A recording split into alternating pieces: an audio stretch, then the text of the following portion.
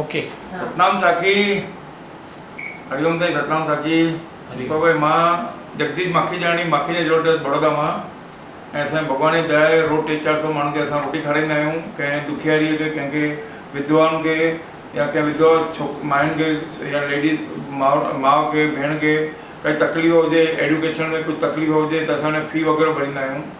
ऐं अनाज वग़ैरह किट असां हर महीने जे लास्ट संडे ते 150 खां 200 किटूं असां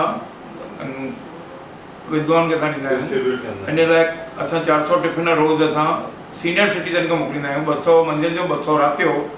जिन खे ॿार घर खां ॿाहिरि कढी छॾींदा आहिनि या वृद्धाश्रम में रहंदा आहिनि, अहिड़नि खे असां 400 टिफिन डेली सर्विस कंदा आहियूं। ऐं मां इन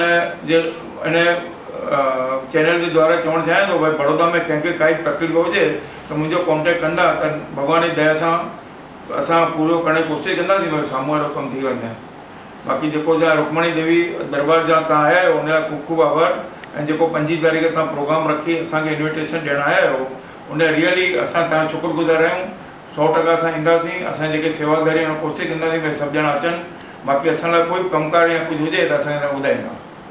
इहे असांजा प्यारा जगदीश भाई जी, खूब खूब धन्यवाद साईं। तव्हांजो हार्दिक अभिनंदन, स्वागत आहे माता रुक्मणी देवी दरबार में।